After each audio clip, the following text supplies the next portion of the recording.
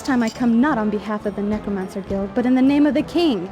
Sir Iglis has been honored with a personal order from His Majesty. His Majesty is very concerned with your demonstrated lack of respect towards his loyal servants from the Necromancer Guild. It is even more disturbing considering your family tradition of faithful service to the kings of Yassis.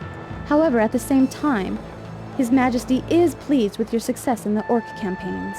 In light of recent events, His Majesty orders you to travel to the western region and participate in the suppression of a local rebellion, which is being supported by throngs of demonic beasts. If you comply with this order, the king will be satisfied and his wrath shall not fall upon you or your family. It was my duty to hear the king's order. However, I have no wish to tolerate your presence any longer. I've seen too many crimes committed by your brethren in remote parts of Yassis. I believe that the guild was not aware. But the more I see, the more this belief fades. If you could only comprehend how painful your words are, Sir Iglis. Yes, there is still some corruption among us, but please be assured that the guild is striving to purify its ranks. Of course, sometimes we make mistakes, but we are also willing to forgive the mistakes made by others. Otherwise, the guild would have prosecuted you long ago. Doing so would be well within our rights, and justified. Your actions haven't always been lawful, but the Necromancer Guild knows that you are a loyal servant to your king. Fulfill his order, and you shall be forgiven. I overheard a group of young knights talking about your adventures in the Hemmer Desert.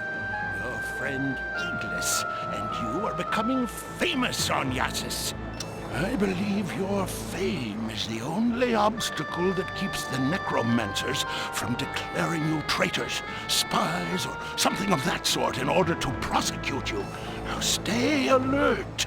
They are not going to put up with you much longer. What's the news, sis? I'm dying to hear some fresh rumors.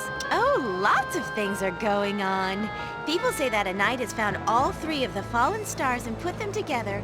I hear something terrible happened after that. They say a troll appeared and then hacked and mangled all his limbs for putting the stars together. Or maybe he was turned into a troll himself. Really? My friends have to hear this. Oh, let's see. You were saying that a troll turned into a knight and ate all 3 stars, right? The only good thing about guarding this gate is the benefits. You'd be amazed how much a thorough leeching can cost if you aren't covered.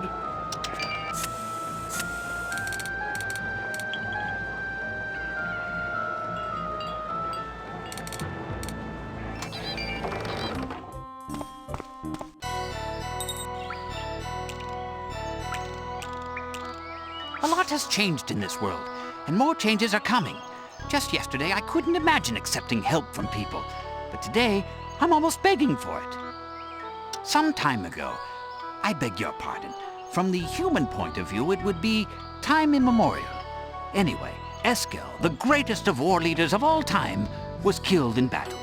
No one among humans could match him in a one-on-one fight, and no one knew the art of war better. Eskel's army always won, even when greatly outnumbered by enemy forces. His people had a custom of burning their dead, but they decided to embalm Eskel's body and bury it in a specially built mausoleum to honor his deeds. I just learned that the guild has found this place. Perhaps my knowledge of magic is insufficient to comprehend the danger of this situation. So far, the worst consequence I can see is the creation of another zombie. Your knowledge is limited indeed. You were right by saying that regular zombies are not very dangerous, as they cannot think or talk. However, the most skilled necromancers are capable of making them intelligent. Such creatures retain all abilities, skills, and knowledge that they had while being alive, except that they are completely controlled by their creator. If Eskel joins the necromancers, it will be horrible.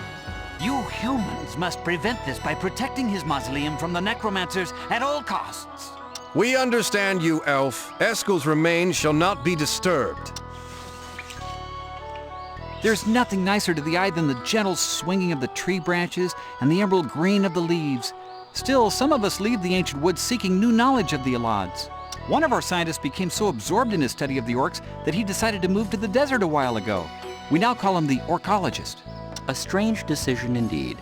However, I do not see anything of interest to us in this information. Well, his servant just recently arrived here with a letter requiring our assistance in an important matter. Frankly, I haven't been able to find a druid who would agree to leave our woods and head out for the desert. But after all, this scientist is one of us. To put it bluntly, if you want to go see the orcologist and find out what he wants, it might be very important for him. Yes, of course we'll go. The scientists are a very special breed of people. Helping him would be an honor. I agree with Dinah. If we have some spare time to travel to the sands, we should help the orcologist with this problem. Elfin artifacts are very uncommon on Yassus. You can only buy them from us in the ancient woods, and only when permitted to do so. Me told, stupid. Me not like think. Elf smart says you good. Me believe. Together fight once. Me fight very like.